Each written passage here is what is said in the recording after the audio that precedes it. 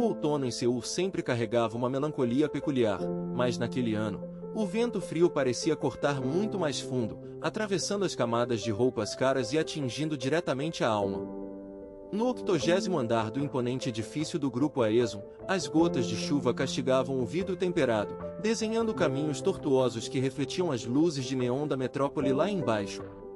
Tae-kyun estava de pé diante daquela janela gigante, com as mãos afundadas nos bolsos de seu terno sob medida, observando a cidade sem realmente enxergá-la. Seu reflexo no vidro mostrava um homem de 32 anos que possuía absolutamente tudo que o dinheiro podia comprar, exceto a única coisa que um dia deu sentido à sua existência.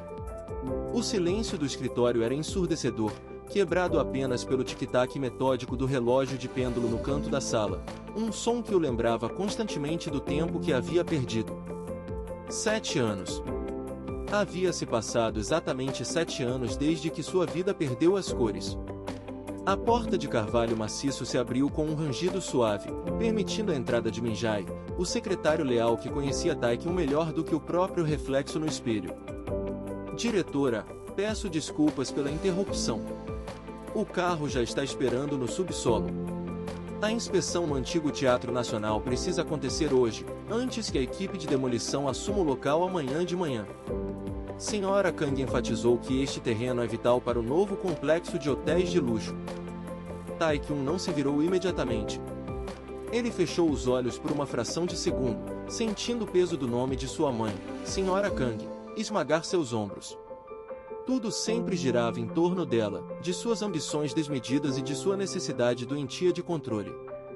Quando ele finalmente se virou, seu rosto era a máscara de indiferença glacial que ele havia aperfeiçoado ao longo dos anos. Uma armadura impenetrável. O trajeto até o antigo teatro foi feito em um silêncio sepulcral. O carro de luxo deslizava pelo asfalto molhado, enquanto Tae-kyun repousava a cabeça no banco de couro, lutando contra uma dor de cabeça que latejava em suas têmporas. Quando chegaram, o edifício histórico parecia um fantasma no meio da cidade moderna, com suas colunas desgastadas pelo tempo e cartazes de espetáculos passados descascando nas paredes de tijolos. O interior era um labirinto de sombras. O cheiro de poeira, madeira velha e veludo úmido impregnava o ar. Min-jae seguia alguns passos atrás, segurando um tablet brilhante que destoava completamente do ambiente fantasmagórico. Eles caminharam pelos corredores lúgubres até chegarem às grandes portas duplas que davam acesso ao auditório principal. Tae-kyun empurrou a porta pesada. O espaço era vasto, engolido pela escuridão, iluminado apenas por uma única luz de serviço no centro do palco. E então, o ar gelado dos pulmões de Tae-kyun pareceu evaporar instantaneamente. Um som preencheu o imenso vazio do teatro. Uma melodia profunda, vibrante e infinitamente triste, tocada em um violoncelo. Eu sinto muito, diretor. Eu havia sido informado de que o prédio estava completamente evacuado. Vou pedir para os seguranças retirarem a pessoa imediatamente. Tae-kyun levantou a mão em um movimento brusco, ordenando que Min-jae parasse. Seu coração, que ele acreditava estar petrificado, começou a bater com uma força que beirava o desespero. Ele conhecia aquela melodia. Era a sonata para violoncelo em Mi menor de Vivaldi. Mas não era apenas a música, era a forma como era tocada. A hesitação quase imperceptível antes do vibrato, a intensidade emocional colocada em cada transição de notas. Como um homem hipnotizado, caminhando em direção ao canto de uma sereia que o afogaria, Tae-kyun desceu pelo corredor central, seus sapatos ecoando no piso de madeira, um som rítmico que acompanhava a música. No centro do palco, banhada pela luz solitária, estava uma mulher. Ela usava um casaco de lã gasto e um cachecol cinza que escondia metade do seu rosto.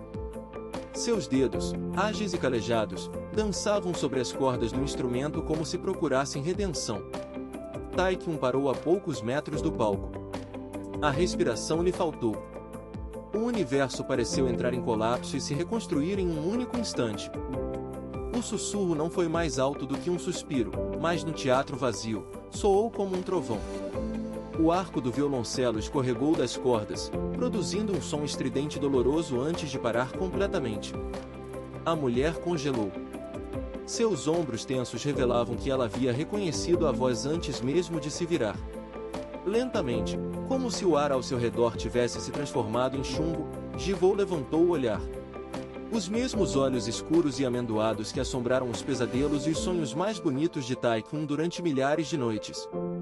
Mas a garota radiante, cheia de sonhos e sorrisos que ele amara no passado, não estava mais ali. O rosto de Jivou estava pálido, marcado pela exaustão e por uma tristeza crônica que partiu a alma de Taekwon em pedaços ainda menores. O que você está fazendo aqui? Este lugar está fechado. A voz dela saiu trêmula, mas carregada de uma frieza artificial que ela lutava para manter. Ela rapidamente começou a soltar o arco e a guardar o violoncelo no estojo surrado. Seus movimentos eram frenéticos, desesperados, como os de um animal encurralado tentando escapar. Ele subiu os degraus do palco em 3 passadas rápidas, a raiva finalmente quebrando a barragem de sua compostura contida.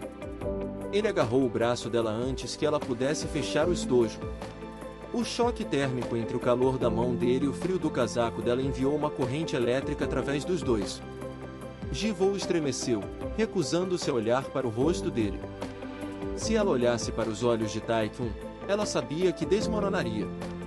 Ela sabia que toda a fortaleza que construiu à base de lágrimas desabaria. Me solte, Taekwon. Nós não temos nada para conversar. Aquela época acabou. Nós éramos jovens, estúpidos e vivíamos em uma ilusão. O mundo real não é um conto de fadas musical. Eu tenho um trabalho a fazer, estou apenas ajustando a acústica de alguns instrumentos que a orquestra sinfônica deixou para trás. Fui contratada por diária. Agora solte o meu braço. As palavras dele foram cruéis, proferidas não por maldade, mas pela dor lacerante da traição que ele sentia. Jivou arrancou o braço do aperto dele com uma força que a surpreendeu. Ela finalmente levantou o rosto, e os olhos dela estavam brilhando com lágrimas não derramadas, cheios de uma amargura profunda. O meu orgulho está exatamente onde você não pode ver, Taekwon. Na sobrevivência. Você não sabe nada sobre o mundo real. Você vive no alto de sua torre de vidro, protegido pelo dinheiro da sua mãe. Você nunca teve que escolher entre seguir o seu sonho ou colocar comida na mesa para um pai doente. Volte para o seu mundo perfeito. Finja que não me viu hoje. É o melhor que você pode fazer por nós dois. Ela pegou o pesado estojo do violoncelo, colocando-o nas costas com uma dificuldade evidente, e desceu os degraus do palco apressadamente, passando por Minjae, que a observava com uma expressão de profunda tristeza e hesitação. Taekwon ficou paralisado no palco, o cheiro fraco do perfume de jasmim que ela ainda usava preenchendo seus sentidos. Ele não a seguiu. Suas pernas pareciam feitas de pedra. A noite caiu sobre Seul como um manto pesado, trazendo consigo uma tempestade que lavava as ruas, mas não limpava as feridas abertas. Longe dali, em uma mansão luxuosa no bairro de Seogukdong, Sra. Kang tomava um gole de seu chá de lótus enquanto ouvia o relatório de seu investigador particular. O telefone sobre a mesa de Mogno repousava no viva voz. Então ela está de volta. A garotinha insolente que achou que poderia sujar a linhagem da família com sua pobreza romântica. Eu paguei o suficiente para que ela se mantivesse escondida nos buracos mais profundos deste país. Como ela ousa aparecer no caminho do meu filho novamente? O rosto da matriarca era uma obra de arte da cirurgia plástica e da frieza calculista. 7 anos atrás, foi ela quem orquestrou a ruína do pai de Jivou, envolvendo a pequena loja de instrumentos musicais do velho homem em um esquema de fraude fiscal falso, ameaçando mandá-lo para a prisão caso Jivou não desaparecesse da vida de Taekwon. Para salvar o pai de morrer atrás das grades, Jivou assinou um contrato demoníaco, aceitando um pagamento que usou inteiramente para pagar os advogados e as falsas multas do pai, desistindo do seu lugar no conservatório de música e de seu grande amor. Sra. Kang acreditava ter enterrado esse assunto junto com o talento da garota. Mas o destino, com sua ironia cruel, resolveu intervir. Ela pegou o telefone com unhas perfeitamente manicuradas e começou a digitar um número. Ela não permitiria que o trabalho de sua vida, o casamento arranjado de Taekwon com a herdeira do grupo de comunicações, fosse arruinado por uma tocadora de violoncelo falida. Enquanto isso, no apartamento de cobertura de Taekwon, as luzes estavam apagadas. Ele estava sentado no chão da sala, cercado por garrafas vazias de uísque. A chuva batia contra as janelas panorâmicas.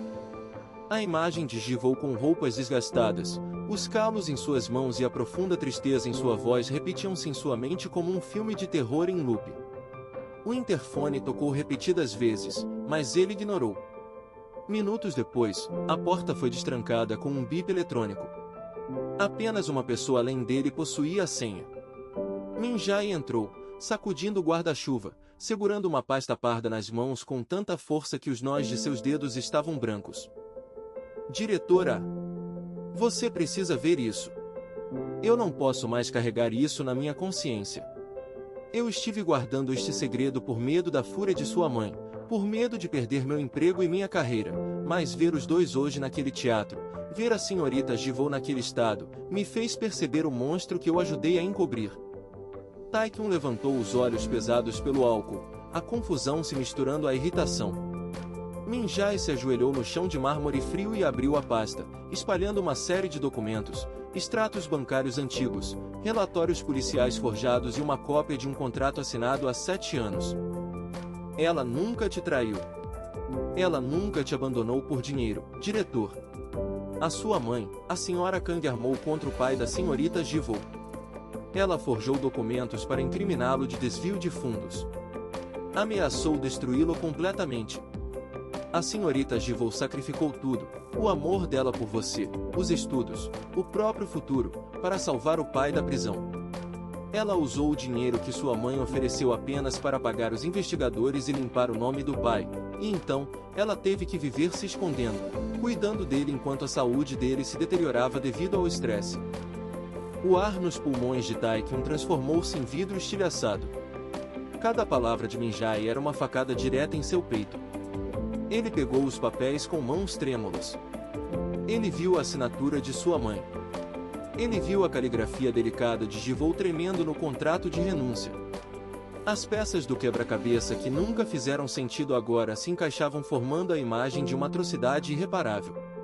Ele odiou Jivou durante anos. Ele a chamou de mercenária em seus pensamentos mais sombrios.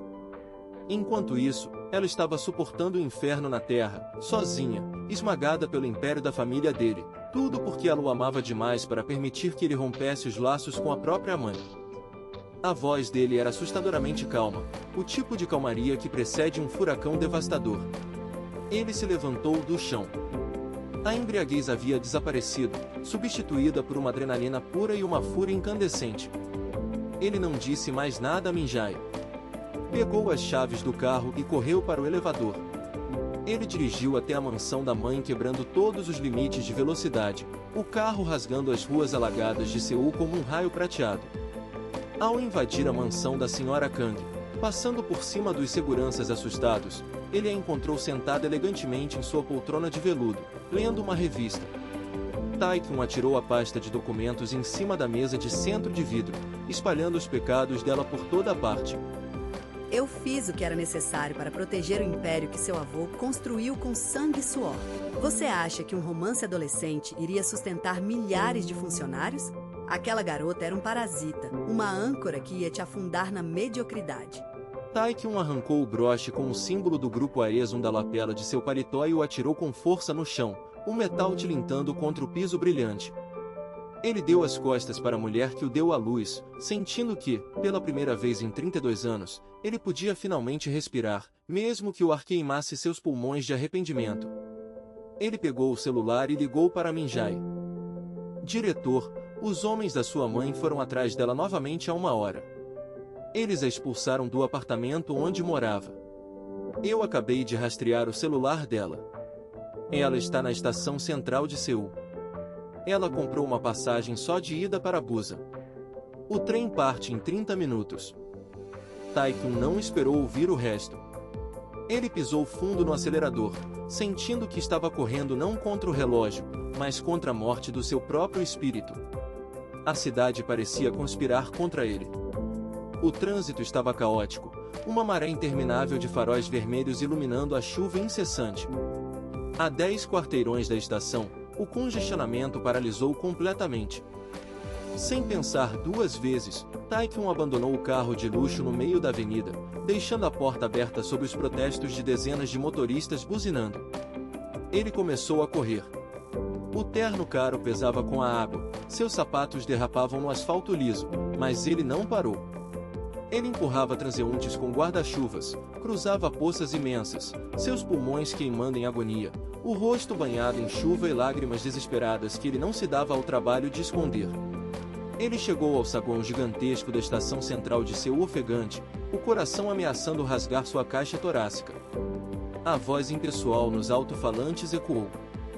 Última chamada para o trem KTX com destino a Busan, plataforma 4.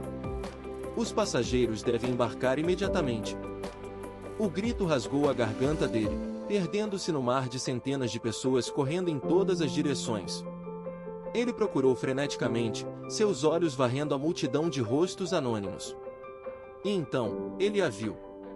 Perto da catraca de embarque, uma figura frágil carregando um imenso estojo preto de violoncelo nas costas, prestes a entregar o bilhete para o inspetor. A cabeça dela estava abaixada. A derrota estava cravada em sua postura. Ele correu com as últimas reservas de força que possuía e, antes que ela pudesse passar pela catraca de metal, ele segurou a alça do estojo de violoncelo, puxando-a gentilmente para trás. Ji-woo virou-se assustada, os olhos arregalados, o bilhete de trem caindo de seus dedos trêmulos e flutuando até o chão de granito polido. Tae-kyun, o que? Você está todo molhado. O que está fazendo aqui?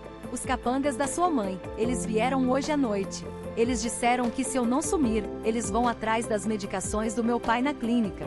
Por favor, vá embora. Você não entende que a sua presença me destrói? Ela tentou empurrá-lo, batendo os punhos fracos contra o peito encharcado de Tae-kyun, chorando abertamente agora, o desespero de 7 anos de contenção jorrando em lágrimas grossas e dolorosas. Tae-kyun não recuou. Ele segurou as mãos frias dela, levando-as aos próprios lábios trêmulos, beijando seus nós dos dedos marcados pelas cordas do violoncelo, beijando suas cicatrizes, tentando transferir o calor de seu próprio corpo para a alma congelada dela. As pernas de Ji-woo cederam.